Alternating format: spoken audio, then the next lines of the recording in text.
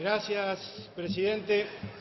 Vamos a tratar hoy, en este Congreso de la Nación, una ley muy importante para el sistema judicial, para los auxiliares de la justicia, para los justiciables. Dentro del programa de Justicia 2020, elaborado por el Ministerio de Justicia y Derechos Humanos de la Nación,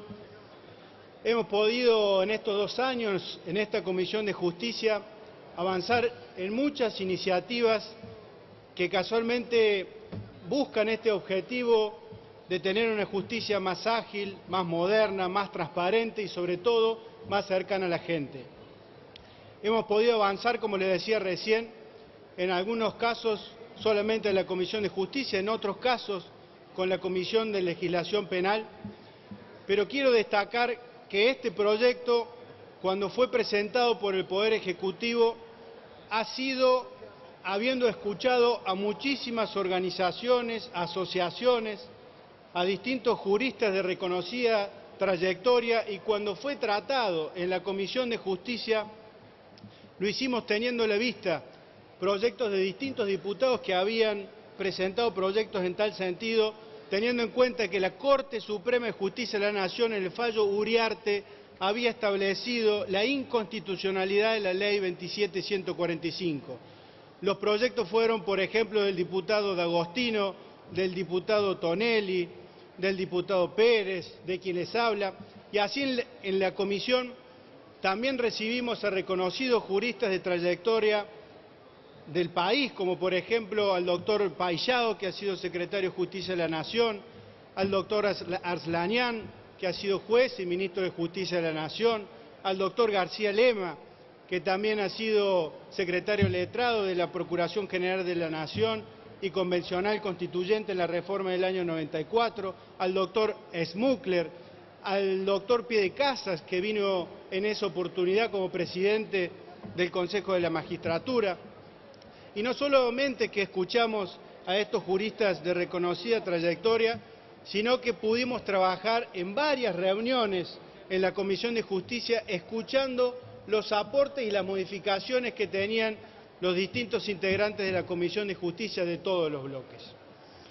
Por eso creo que esta ley es absolutamente necesaria y que tiene como objetivo que el modo de cubrir las vacantes transitorias de los tribunales inferiores del Poder Judicial de la Nación sea concordante con la Constitución Nacional, es decir, que no sea más facultad del Consejo de la Magistratura, que no haya discrecionalidad, que se despolitice estas designaciones transitorias y que vuelva la institucionalidad, que vuelva la independencia de los poderes, que vuelva el sistema de pesos y contrapesos que nos dice nuestra Constitución que debemos tener para tener una democracia fuerte y vigorosa, como todos los que estamos aquí estamos esperando.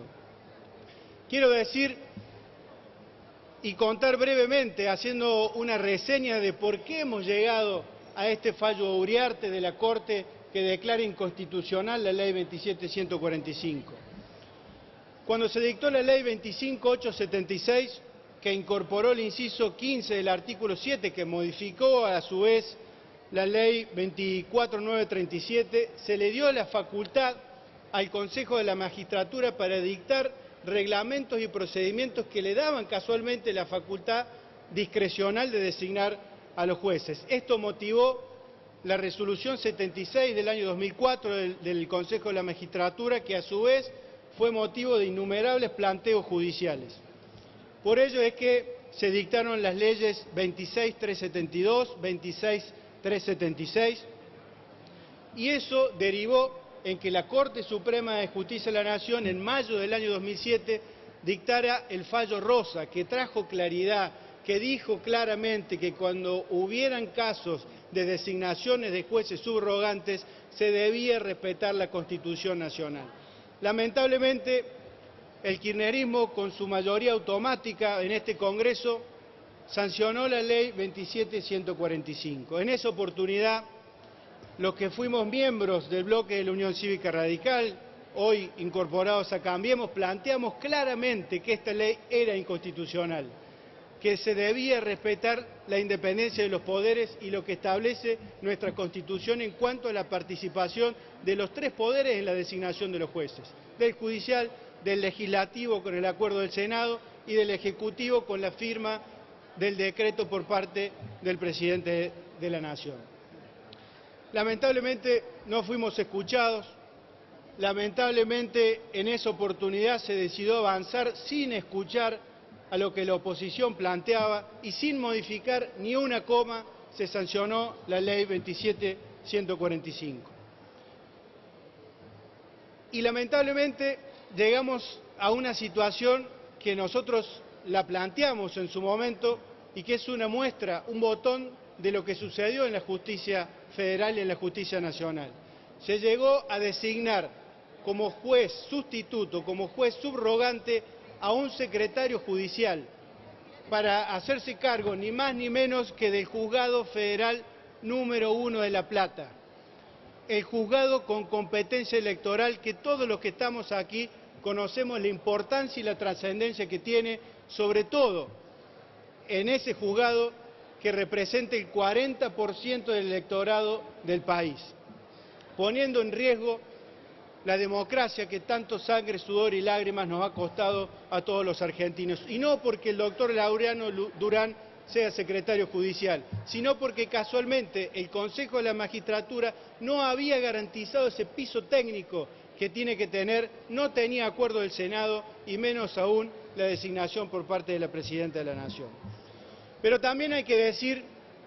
y hay que tener en cuenta ciertas estadísticas que hoy hay en la justicia federal y en la justicia nacional. A diciembre del año 2015, presidente, 1/3 de los cargos en la justicia nacional y federal estaba vacante. Hoy, paulatinamente y progresivamente, el Consejo de la Magistratura está avanzando en la tramitación de las ternas. Hoy ya no es 1/3, sino que ya es 1/4. Hay 225 cargos vacantes de 985 cargos. Y esto significa que de a poco se va avanzando. Hoy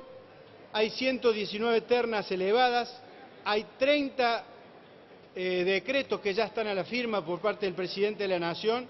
y en el año 2016 había 9 pliegos que estaban a consideración del Senado y hoy tenemos ya 30 pliegos que están a consideración del Senado de la Nación. Por eso estamos convencidos, presidente, que esta ley es muy importante para que no haya más jueces subrogantes sin los parámetros de selección objetiva, sin el piso técnico que garantiza el funcionamiento del Consejo de la Magistratura y por sobre todas las cosas lo que dice el artículo 114 de la Constitución Nacional. También haciendo un análisis breve del articulado, en el artículo 1 se define la subrogancia como esta integración transitoria en los casos de licencia, suspensión, vacancia y remoción, y del artículo 2, 3 y 4, en una redacción muy similar, nos establece claramente cómo es el procedimiento que vuelve a estar en poder de las cámaras federales de cada una de las jurisdicciones para que se designe a un juez titular de la misma competencia y de la misma jurisdicción y en su defecto, si esto no es posible, de una competencia similar y de una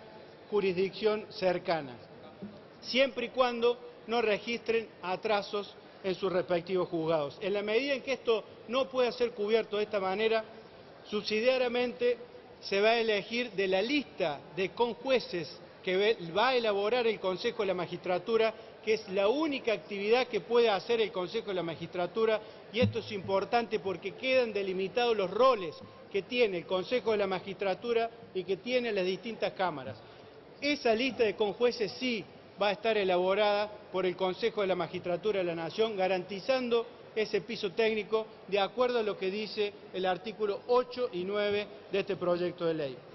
En el artículo 5 y 6 nos habla de la casuística en los casos de las cámaras federales, de las cámaras nacionales de apelaciones, de la Cámara Nacional Electoral, que como este y en el resto de los casos se le da prioridad al sorteo público para designar de entre los miembros a uno de los sustitutos. En el artículo 7 se le da una herramienta más para poder avanzar en los casos de que no se pueda designar un juez titular, en los casos de que no se pueda designar subsidiariamente a una lista de los conjueces y se le da la posibilidad de designar a un juez titular que no haya sido puesto en funciones porque ese juzgado aún no está habilitado. Y como cuarta prioridad, se puede también convocar a los magistrados jubilados en la medida en que se hayan inscrito voluntariamente y en la medida en que no hayan alcanzado los 75 años de edad. Como decía anteriormente, es muy importante el artículo 8 y 9 de esta ley, que le da la facultad delimitada al Consejo de la Magistratura para elevar esta lista, para actuar en cada Cámara con postulantes que hubieran integrado las ternas enviadas al Poder Ejecutivo en los 3 años posteriores a la sanción de esta ley y que hayan obtenido el 50% en el concurso de antecedentes. Obviamente, todo esto con el acuerdo posterior del Senado de estas listas que van a ser entre 10 miembros y 30 miembros que va a estar en cada una de las cámaras federales y nacionales de este país. Mediante el artículo 10 nos dice cuáles casos no van a poder integrar estas listas, que son los magistrados titulares suspendidos, los que hubieran participado en la última dictadura militar, los que hubieran estado procesados. En el artículo 11 nos establece muy claramente la retribución que tienen los jueces subrogantes, que es de 1/3 de la que perciben los jueces titulares. Mediante el artículo 12 establece el mismo régimen disciplinario para los jueces titulares que para los subrogantes. En el artículo 13 se establece muy claramente la duración que tiene la subrogancia, que es de 1 año, prorrogable por 1 año más en la medida en que esté debidamente justificada. Y en el artículo 14, algo muy importante, se sanciona con la nulidad absoluta para los casos de los jueces subrogantes que hayan sido designados en los juzgados que aún no hayan tenido un juez titular, porque eso es discrecional y para eso tiene que haber un juez titular. Por eso, señor presidente, llegamos a la conclusión que esta es una ley muy necesaria para el país, muy necesaria para la independencia de los poderes y absolutamente necesaria porque estamos dando un cumplimiento no solamente a una deuda que tiene este Congreso, sino que estamos cumpliendo una sentencia judicial, porque la Corte Suprema en el caso Uriarte fijó el plazo de 90 días, el 4 de noviembre del año 2015, para que este Congreso de la Nación sancione una nueva ley, que es esta que hoy vamos a sancionar, de acuerdo a los parámetros que establece la Constitución Nacional. Por eso, presidente, para finalizar, y teniendo en cuenta la caracterización que tiene la justicia, que es el medio de la balanza de estar en posiciones donde hay controversia, que está personificada también con la espada, que implica la posibilidad de hacer cumplir una decisión, pero también con la venda en los ojos, es lo que hoy estamos buscando con esta ley y que estamos absolutamente convencidos que lo vamos a lograr. Es buscar imparcialidad, independencia y cumplir con esta Constitución Nacional. Muchas gracias, presidente.